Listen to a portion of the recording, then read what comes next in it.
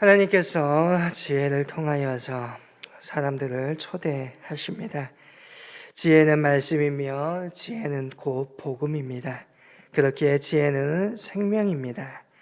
하나님께서 사람들을 초대하시는 것은 지혜가 부족하여 영적인 존재가 기갈하고 또한 허덕이기 때문입니다. 그렇기에 지혜를 통하여 초청하시며 집을 짓습니다. 이 집은 반석되시는 예수 그리스도와 이뤄놓으신 구원의 집입니다. 더 이상 어떠한 죄의 문제에서 또한 어떠한 악의 세력의 문제에서 시달리지 않습니다. 더 이상 어둠의 세력이 죄가 왕노릇하지 못합니다. 그리고 영원히 살 것을 확증하며 그와 함께 살며 하나님의 보좌 앞으로 나아갈 것을 이끌어갑니다. 또한 이 집은 7 기둥이 다듬어져 있는 집입니다. 7이라는 숫자, 7이라는 숫자는 성경에서 완전함을 의미합니다.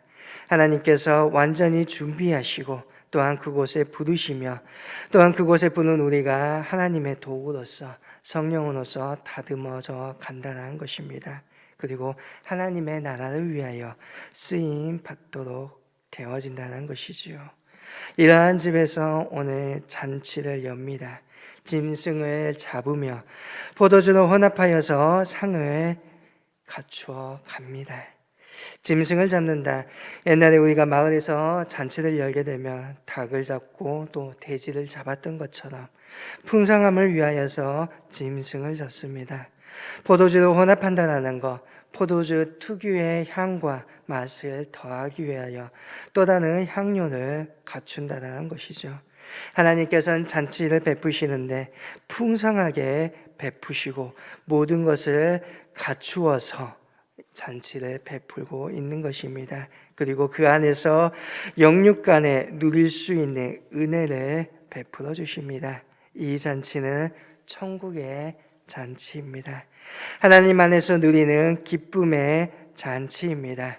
예수 그리스도 안에서 누리는 은혜와 평강이 넘쳐나는 잔치입니다. 오늘 하나님께서는 지혜를 통하여서 지혜자를 통하여 이러한 잔치를 마련하시고 오늘 그 자리에 사람들을 초대하고 계십니다. 그리고 그 자리에 함께 하시기를 원하신다는 것입니다.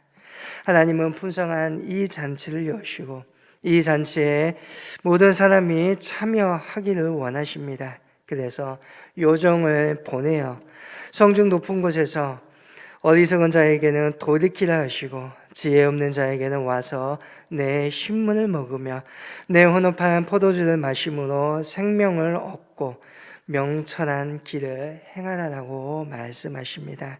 곧 와서 마시고 생명을 얻고 명철의 길을 가라라는 것입니다. 오늘 지혜가 우리에게 주어지는 실질적인 유익은 무엇입니까? 바로 생명과 명철이라는 것입니다.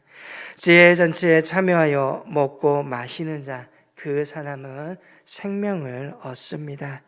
그리고 그 생명을 얻은 자, 그에 합당한 명철한 삶을 살아가게 된다는 것입니다. 여종은 하나님의 말씀, 지혜를 전하는 자입니다. 하나님께서 여종을 통하여 부르시기에 하나님의 말씀을 전하는 말씀을 통하여 응답해야 합니다. 미련한 자는 하나님이 없다고 부인하는 자요, 지혜가 없는 사람은 하나님이 아직 없는 사람인 것입니다. 그래서 그 부르심에 그 초청에 응답하기 위하여 때로는 어리석음, 나의 생각을 버릴 필요도 있습니다. 누구나 하나님께서 지혜를 통하여서 깨달음을 주는 대로 그리고 성령이 마음에 역사하시는 대로 응답하여 초대에 응하기를 하나님은 원하십니다. 때로는 이 초대에 이 응답하기 위하여 결단이 필요합니다. 우리의 삶은 다양합니다. 나의 슬픔도 고통도 있습니다. 나의 문제, 나의 처지, 나의 기분도 있습니다. 그러나 그런 것들을 앞세우지 말고 결단하여서 그 초청의 잔치의 자리에 참여할 수 있는 우리의 삶이 생활이 되어야 한다는 것입니다. 하나님은 초청의 대상을 미련한 자이거나 지혜 없는 자로 한정하시고 거만한 자는 책망하지 말라라고 하십니다. 오늘 말씀 속에 거만한 자, 조롱하는 자라는 뜻을 가지고 있는 다른 뜻이 있습니다. 지혜로운 자의 신앙적, 도덕적 삶을 조롱하면서 지혜의 교훈을 멸시하고 적극적으로 해방하는 사람을 말합니다. 이들은 스스로 교만하여서 상대방을 업심여기고 비웃습니다. 교훈을 싫어합니다. 그래서 이들을 훈계하여 설득하고 교정하려고 하는 시도는 도리어 이들의 배타성과 완고함 때문에 멸시와 조롱을 받기 때문에 책망하지 말라라고 지혜자는 말합니다. 예수님께서도 이와 비슷한 말씀을 마태복음 7장에서 하십니다. 거룩한 것을 개에게 주지 말며 너희 진주를 돼지 앞에 던지지 말라. 그들이 그것을 발로 밟고 돌이켜 너희를 찢어 상하게 할까 염려하라라고 하십니다.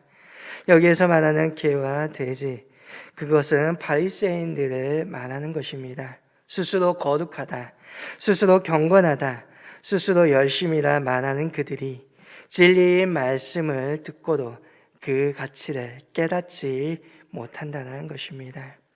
오늘의 그 말씀을 다시금 나의 영적인 상태에서 점검해 봐야 할 것입니다. 내 스스로 나는 거룩하다, 나는 경건하다, 나는 이렇게 교회 안에서 열심히 해왔다, 자꾸 나를 앞세운다라면 바리새인처럼 거만한 자리에 앉아 있는 것입니다. 오늘의 나는 거만한 자리에서 일어나야 합니다. 그것은 곧 겸손함입니다. 겸손함으로 하나님을 바라보아야 합니다. 그리고 그 겸손함으로 하나님의 말씀에 순종할 수 있어야 한다는 것입니다. 오늘의 말씀은 어리석음을 버리고 생명을 얻으라고 하십니다. 어리석음을 버리고 얻은 지혜는 영의 양식입니다.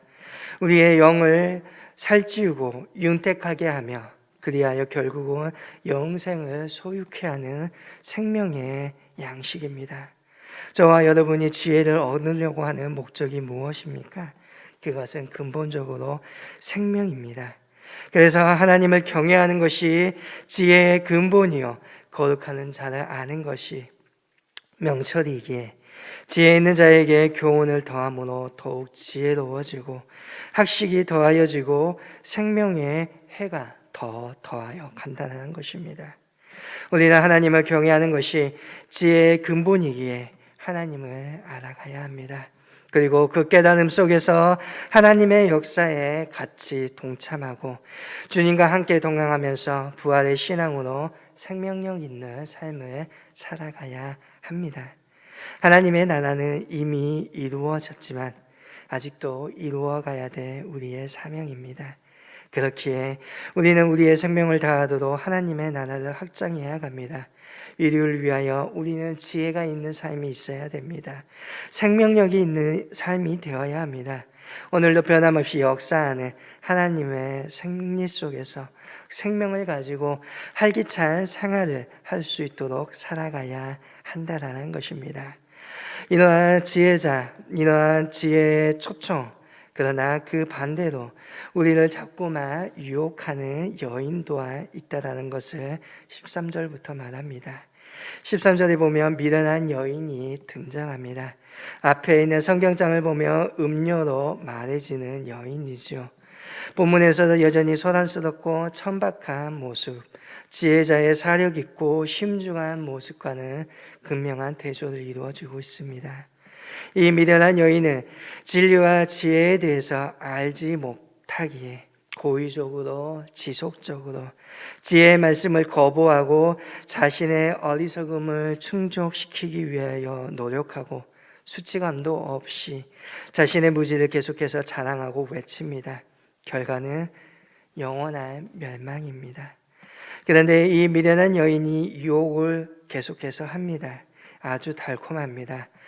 그녀는 이렇게 말합니다. 도둑질한 물이 달고 몰래 먹는 떡이 맛이 있다 하면서 금지되어 있고 불법적인 일로 말미암아 계속해서 사람의 욕심, 또한 쾌락을 채울 것을 유혹합니다.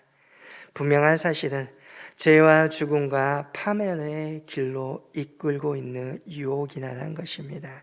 그리고 그것을 알고 있음에도 불구하고 이 유혹에 넘어가 사망의 길로 가는 자도 있다라는 것입니다. 순간의 욕망으로 스스로를 죽음으로 이끌어가는 어리석은 사람이 있다라는 것이지요. 그러므로 우리는 주의하고 또한 우리는 경계해야 합니다. 때로는 이러한 유혹이 있다면 마땅히 거절해야 합니다. 그렇기 위해 우리는 분별의 영이 필요합니다. 그렇기 때문에 우리는 더욱더 하나님께서 주시는 지혜가 필요합니다. 그리고 결단해야 할 것입니다. 이를 위하여서 하나님께서는 우리에게 오늘 힘을 주실 것입니다. 우리의 힘보다 더 강한 힘, 하나님께서 주시는 그 영적인 힘을 공급받을 수 있기를 소망합니다. 하나님께서 주시는 그 지혜를 믿음으로 저와 여러분이 온전히 받기를 소망합니다. 그 지혜로 말미암아 오늘 하루도 복되고 기쁘며 하나님의 그 안에서, 예수님의 그 안에서 잔치의 자리에 참여하는 믿음의 저와 여러분 될 수 있기를 간절히 소망합니다.